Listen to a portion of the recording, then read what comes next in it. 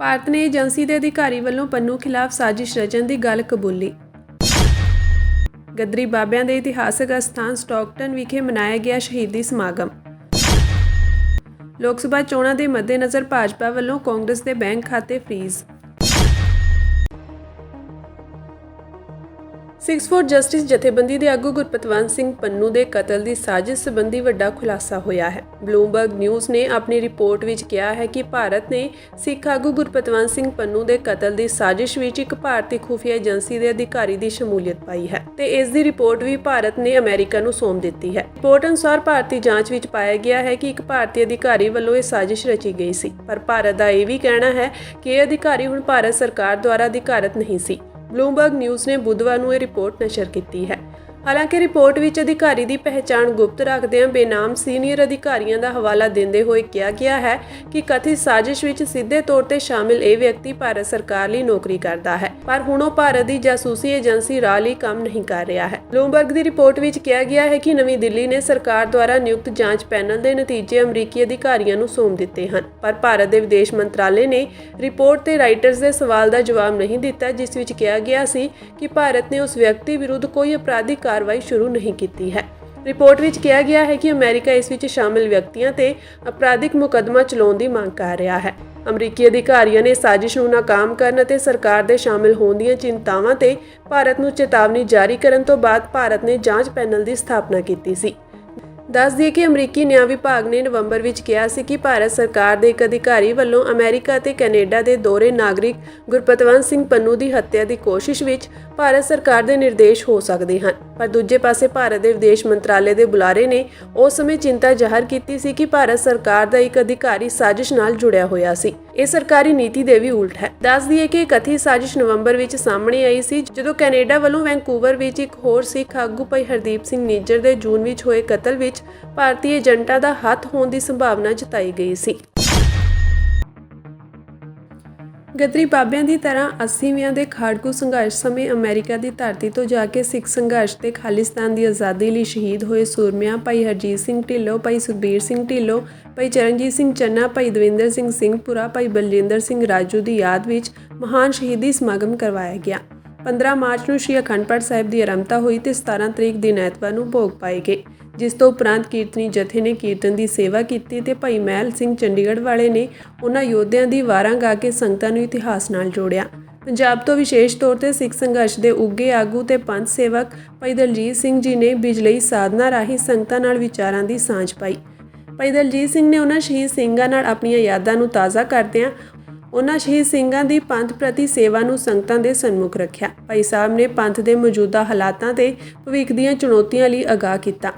ਇਸ ਤੋਂ ਇਲਾਵਾ ਡਾਕਟਰ ਪ੍ਰਿਤਪਾਲ ਸਿੰਘ, ਭਾਈ ਗੁਰਜਿੰਦਰ ਸਿੰਘ ਮਾਨਾ, ਭਾਈ ਧੰਨਾ ਸਿੰਘ ਜੀ, ਪੰਥਕ ਕਮੇਟੀ ਮੈਂਬਰ ਰਕਾਬ ਸਿੰਘ, ਬ੍ਰਹਮਦੀਪ ਕੌਰ ਨੇ ਵੀ ਸੰਗਤਾਂ ਨਾਲ ਆਪਣੇ ਵਿਚਾਰਾਂ ਦੀ ਸਾਂਝ ਪਾਈ।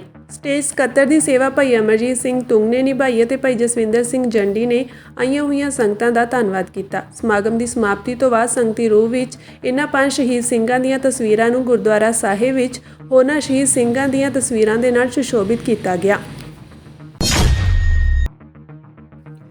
ਲੋਕ ਸਭਾ ਚੋਣਾਂ ਨੂੰ ਲੈ ਕੇ ਚੱਲ ਰਹੀ ਸਿਆਸੀ ਲੜਾਈ ਦਰਮਿਆਨ ਕਾਂਗਰਸ ਨੇ ਵੀਰਵਾਰ ਨੂੰ ਬੈਂਕ ਖਾਤਿਆਂ ਨੂੰ ਫ੍ਰੀਜ਼ ਕਰਨ ਦਾ ਮੁੱਦਾ ਉਠਾਇਆ। ਪਾਰਟੀ ਪ੍ਰਧਾਨ ਮਲਿਕਾਰਜੁਨ ਖੜਗੇ, ਸਾਬਕਾ ਪ੍ਰਧਾਨ ਮੰਤਰੀ ਸੋਨੀਆ ਗਾਂਧੀ ਅਤੇ ਰਾਹੁਲ ਗਾਂਧੀ ਨੇ ਪ੍ਰੈਸ ਕਾਨਫਰੰਸ ਕਰਕੇ ਮੋਦੀ ਸਰਕਾਰ ਤੇ ਨਿਸ਼ਾਨਾ ਸਾਧਿਆ।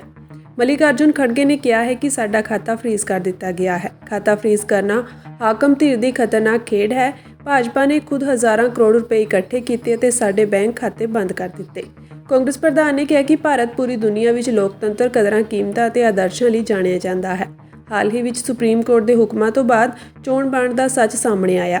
ਕਿਸੇ ਵੀ ਲੋਕਤੰਤਰ ਲਈ ਨਿਰਪੱਖ ਚੋਣਾਂ ਜ਼ਰੂਰੀ ਹਨ। ਸਾਰਿਆਂ ਲਈ ਬਰਾਬਰੀ ਦਾ ਮੈਦਾਨ ਹੋਣਾ ਚਾਹੀਦਾ ਹੈ, ਬਰਾਬਰ ਮੌਕੇ ਹੋਣੇ ਚਾਹੀਦੇ ਹਨ।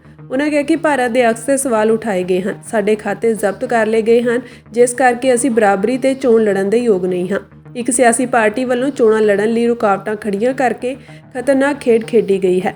ਹਰ ਪਾਸੇ ਸਿਰਫ ਉਹਨਾਂ ਦੇ ਇਸ਼ਤਿਹਾਰ ਹੀ ਹਨ, ਉਸ ਵਿੱਚ ਵੀ ਏਕਾਧਿਕਾਰ ਹੈ। ਉਹਨਾਂ ਕਿਹਾ ਕਿ ਅਸੀਂ ਜੋ ਮੁੱਦਾ ਉਠਾਇਆ ਹੈ ਉਹ ਬਹੁਤ ਅਹਿਮ ਹੈ। ਇਹ ਮੁੱਦਾ ਕਾਂਗਰਸ ਲਈ ਹੀ ਨਹੀਂ, ਲੋਕਤੰਤਰ ਲਈ ਵੀ ਖਤਰਨਾਕ ਹੈ। ਜਨਤਾ ਦਾ ਦਿੱਤਾ ਪੈਸਾ ਸਾਡੇ ਕੋਲੋਂ ਲੁੱਟਿਆ ਜਾ ਰਿਹਾ ਹੈ। ਇਹ ਗੈਰ ਜਮਹੂਰੀ ਹੈ। ਸਾਬਕਾ ਕੇਂਦਰੀ ਮੰਤਰੀ ਅਤੇ ਕਾਂਗਰਸੀ ਨੇਤਾ ਅਜੇ ਮਾਕਨ ਨੇ ਕਿਹਾ ਕਿ ਅਸੀਂ ਖੁਦ ਪ੍ਰਚਾਰ ਕਰਨ ਦੇ ਯੋਗ ਵੀ ਨਹੀਂ ਹਾਂ। 115 ਕਰੋੜ ਰੁਪਏ ਦਾ ਇਨਕਮ ਟੈਕਸ ਸਰਕਾਰ ਨੂੰ ਟ੍ਰਾਂਸਫਰ ਕੀਤਾ ਗਿਆ। ਕਿੱਥੇ ਹੈ ਲੋਕਤੰਤਰ। ਜੇਕਰ ਜਨਤਾ ਸਾਡਾ ਸਮਰਥਨ ਨਹੀਂ ਕਰਦੀ ਤਾਂ ਨਾ ਤਾਂ ਅਸੀਂ ਅਤੇ ਨਾ ਹੀ ਤੁਹਾਡੇ ਕੋਲ ਲੋਕਤੰਤਰ ਹੋਵੇਗਾ। ਖਜ਼ਾਨਚੀ ਅਜੇ ਮਾਕਨ ਨੇ ਕਿਹਾ ਕਿ ਭਾਜਪਾ ਨੇ ਸਾਡੇ ਖਾਤੇ ਫ੍ਰੀਜ਼ ਕਰਕੇ ਕਾਂਗਰਸ ਪਾਰਟੀ ਨੂੰ ਦਿੱਤੇ ਚੰਦੇ ਨੂੰ ਲੁੱਟ ਲਿਆ ਹੈ ਅਤੇ 115.32 ਕਰੋੜ ਰੁਪਏ ਜ਼ਬਰਦਸਤੀ ਕਢਵਾ ਲਏ ਹਨ। ਭਾਜਪਾ ਸਮੇਤ ਕੋਈ ਸਿਆਸੀ ਪਾਰਟੀ ਇਨਕਮ ਟੈਕਸ ਨਹੀਂ ਭਰਦੀ, ਫਿਰ ਵੀ ਕਾਂਗਰਸ ਪਾਰਟੀ ਦੇ 11 ਬੈਂਕ ਖਾਤੇ ਫ੍ਰੀਜ਼ ਕਰ ਦਿੱਤੇ ਗਏ। ਰਾਹੁਲ ਗਾਂਧੀ ਨੇ ਕਿਹਾ ਕਿ ਚੋਣਾਂ ਤੋਂ 2 ਮਹੀਨੇ ਪਹਿਲਾਂ ਇਹ ਸਭ ਕਰਨਾ ਇਹੀ ਦਰਸਾਉਂਦਾ ਹੈ ਕਿ ਉਹ ਕਾਂਗਰਸ ਨੂੰ ਚੋਣ ਨਹੀਂ ਲੜਨ ਦੇਣਾ ਚਾਹੁੰਦੇ। ਕਾਂਗਰਸ ਦੇ ਸਾਰੇ ਖਾਤੇ 1 ਮਹੀਨਾ ਪਹਿਲਾਂ ਫ੍ਰੀਜ਼ ਕੀਤੇ ਗਏ ਸਨ। ਕਾਂਗਰਸ ਨਾਲ ਬੇਇਨਸਾਫੀ ਹੋ ਰਹੀ ਹੈ। ਉਹਨਾਂ ਕਿਹਾ ਕਿ ਚੋਣ ਕਮਿਸ਼ਨ ਨੇ ਚੁੱਪ ਧਾਰੀ ਰੱਖੀ, 20% ਲੋਕ ਸਾਨੂੰ ਵੋਟ ਦਿੰਦੇ ਹਨ, ਸਾਰੀਆਂ ਸੰਵਿਧਾਨਕ ਸੰਸਥਾਵਾਂ ਚੁੱਪ ਹਨ।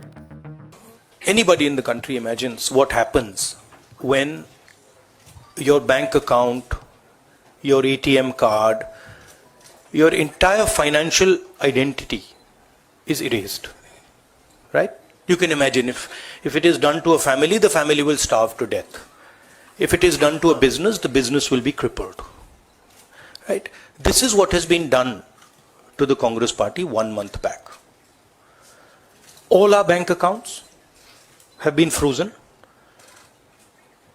We can do no campaign work. We cannot support our workers. We cannot support our candidates. Our leaders cannot fly from one part of the country to the other. Forget fly. They can't take a railway train. And this has been done literally 2 months before the election campaign. Why has it been done? One notice comes from the 90s. Another notice comes from 6-7 years ago. Quantum amount, 14 lakh rupees. And punishment, our entire financial identity, right?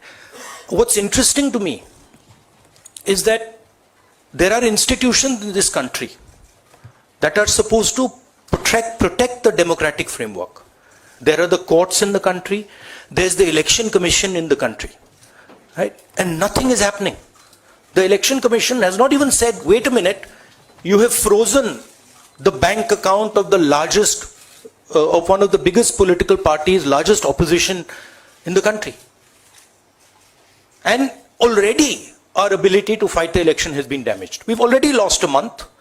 As Makanji said, we are unable to get slots for advertising. We are unable to put ads in newspapers. And so what sort of a democracy is this? This is a criminal action on the Congress party. And it's a criminal action done by the Prime Minister and the Home Minister. It's very clear. This type of activity does not happen without them in today's India. And so the idea that India is a democracy, this is a lie. There's no democracy in India today. The idea that India is the world's largest democracy, it's a lie. It's a complete lie. 20% of India votes for us, and we are not able to pay 2 rupees for anything, right? And it has been orchestrated to cripple us in the elections. Now, even if our bank accounts are unfrozen today, huge amount of damage has been done to Indian democracy, and no court is saying anything. No election commission is saying anything. No institution is saying anything. Media is not saying anything. It's ridiculous. And it's your duty, no, and I'm not just speaking to the media, it is the duty of all the institutions of this country, it's the duty of the people of this country. You're being robbed of your most important asset. You're being robbed of your constitution, you're being robbed of your democratic structure, you've been robbed of the entire architecture, and everybody's just quiet.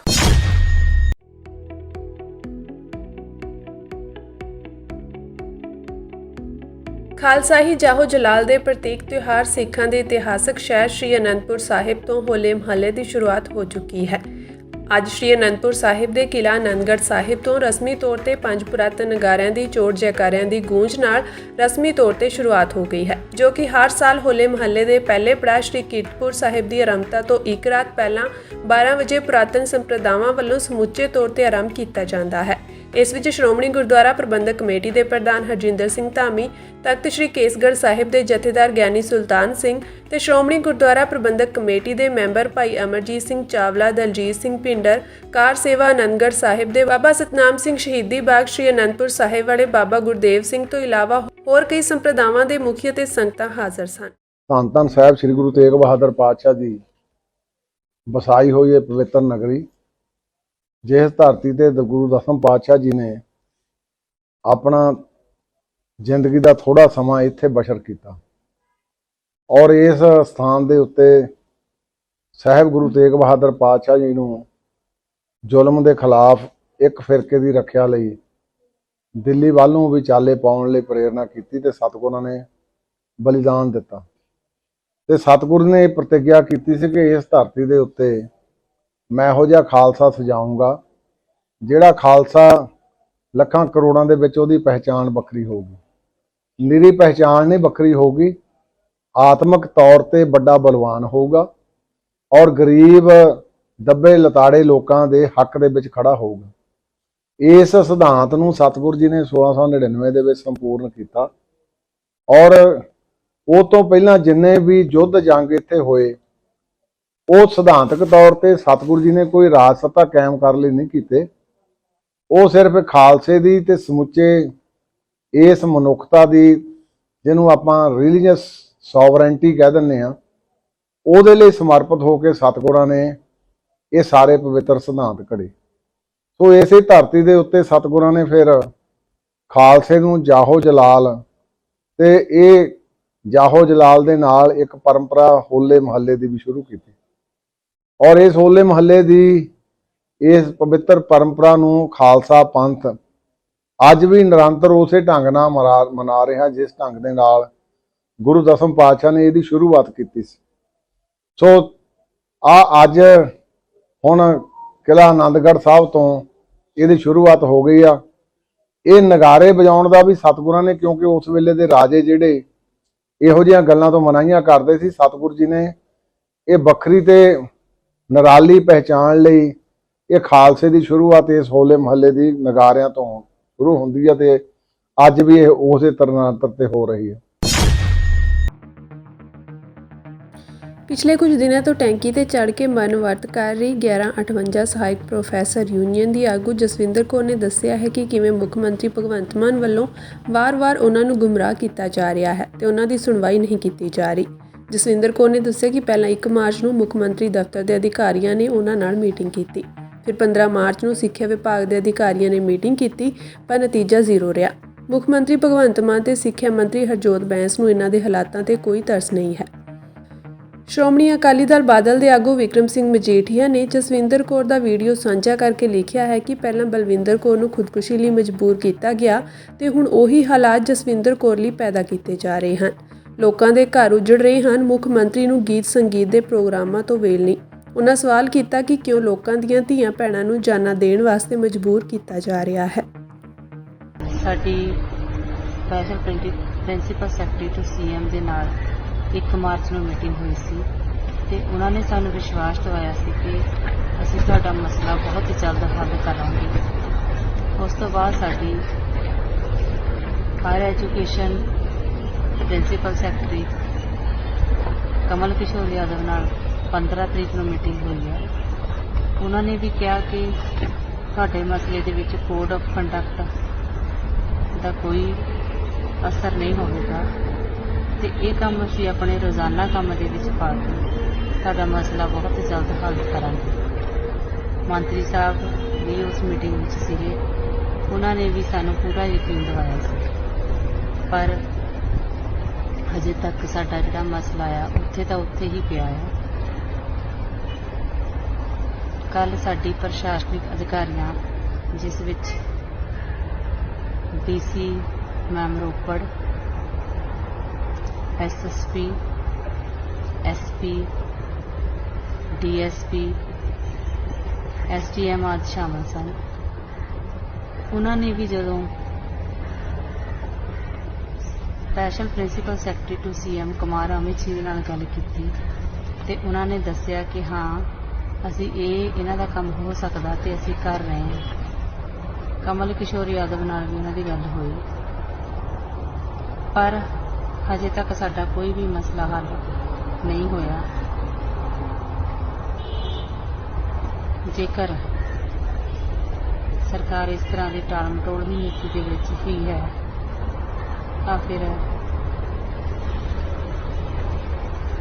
ਸਾਨੂੰ ਕਿਸ ਤਰ੍ਹਾਂ professor Balwinder Kaur ji ਨੇ ਆਪਣੀ ਜਾਨ ਦਿੱਤੀ, ਸਰਕਾਰ ਨੇ ਮਜਬੂਰ ਕੀਤਾ ਉਹਨਾਂ ਨੂੰ ਮਾਰਨ ਦੇ ਲਈ। ਅੱਜ ਮੈਂ ਇਹਨਾਂ ਨੂੰ ਮਜਬੂਰ ਕਰ ਦਿੱਤਾ।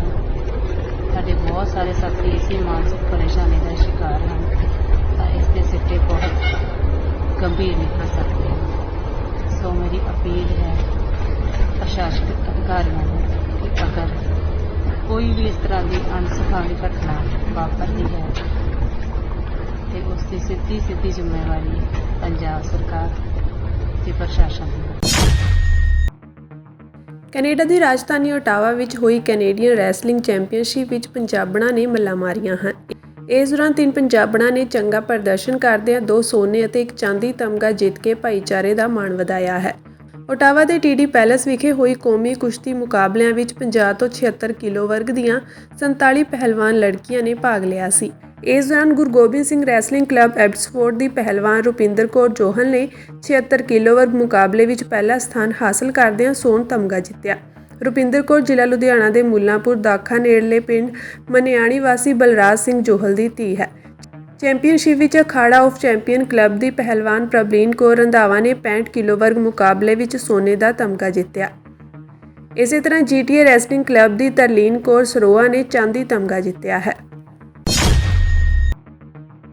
ਦਿੱਲੀ ਸ਼ਰਾਬ ਘੁਟਾਲੇ ਦੇ ਮਾਮਲੇ ਵਿੱਚ ਮੁੱਖ ਮੰਤਰੀ ਅਰਵਿੰਦ ਕੇਜਰੀਵਾਲ ਨੂੰ ਦਿੱਲੀ ਹਾਈ ਕੋਰਟ ਤੋਂ ਝਟਕਾ ਲੱਗਾ ਹੈ। ਕੇਜਰੀਵਾਲ ਨੂੰ ਗ੍ਰਿਫਤਾਰੀ ਤੋਂ ਰਾਹਤ ਨਹੀਂ ਮਿਲੀ ਹੈ। ਹਾਈ ਕੋਰਟ ਨੇ ਕੇਜਰੀਵਾਲ ਨੂੰ ਦੰਡਕਾਰੀ ਕਾਰਵਾਈ ਤੋਂ ਕੋਈ ਅੰਤਰਿਮ ਸੁਰੱਖਿਆ ਦੇਣ ਤੋਂ ਇਨਕਾਰ ਕਰ ਦਿੱਤਾ ਹੈ।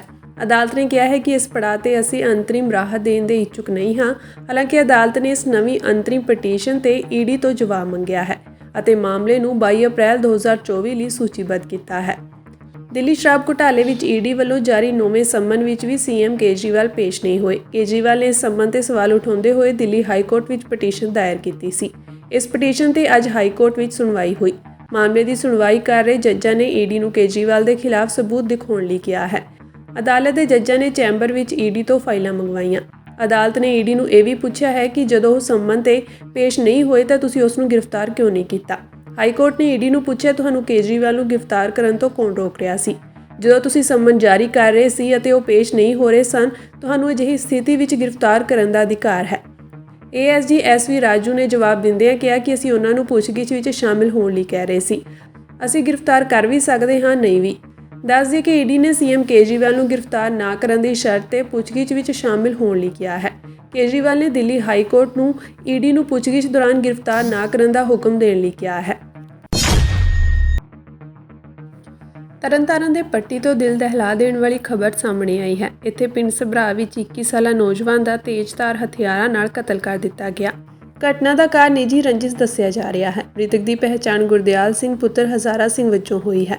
ਜਾਣਕਾਰੀ ਮੁਤਾਬਕ ਗੁਰਦਿਆਲ ਸਿੰਘ ਦੀ ਗੁਆਂਢ ਵਿੱਚ ਰਹਿੰਦੇ ਲੋਕਾਂ ਨਾਲ ਪੁਰਾਣੀ ਰੰਜਿਸ਼ ਸੀ, ਜਿਸ ਦੇ ਚੱਲਦੇ ਉਹਨਾਂ ਵੱਲੋਂ ਤੇਜ਼ਧਾਰ ਹਥਿਆਰਾਂ ਨਾਲ ਕਤਲ ਕਰ ਦਿੱਤਾ ਗਿਆ। DSP ਪੱਟੀ ਕਵਲਪ੍ਰੀਤ ਸਿੰਘ ਮਾਨ ਨੇ ਦੱਸਿਆ ਕਿ ਪੁਲਿਸ ਵੱਲੋਂ ਮ੍ਰਿਤਕ ਨੌਜਵਾਨ ਦੀ ਲਾਸ਼ ਨੂੰ ਕਬਜ਼ੇ ਵਿੱਚ ਲੈ ਕੇ ਅਗਲੇਰੀ ਕਾਰਵਾਈ ਸ਼ੁਰੂ ਕਰ ਦਿੱਤੀ ਗਈ ਹੈ। ਉਹਨਾਂ ਦੱਸਿਆ ਕਿ ਮ੍ਰਿਤਕ ਦੇ ਪਰਿਵਾਰਕ ਮੈਂਬਰਾਂ ਦੇ ਬਿਆਨ ਲੈਣ ਤੋਂ ਬਾਅਦ ਕਤਲ ਦਾ ਮਾਮਲਾ ਦਰਜ ਕੀਤਾ ਜਾਵੇਗਾ। ਪਤੰਜਲੀ ਆਯੁਰਵੇਦ ਵੱਲੋਂ ਕਥਿਤ ਤੌਰ ਤੇ ਗੁੰਮਰਾਹਕੁਨ ਇਸ਼ਤਿਹਾਰਬਾਜ਼ੀ ਨੂੰ ਲੈ ਕੇ ਸੁਪਰੀਮ ਕੋਰਟ ਵਿੱਚ ਚੱਲ ਰਹੇ ਮਾਮਲੇ ਵਿੱਚ ਕੰਪਨੀ ਨੇ ਹੁਣ ਆਪਣੀ ਗਲਤੀ ਲਈ ਮੁਆਫੀ ਮੰਗ ਲਈ ਹੈ।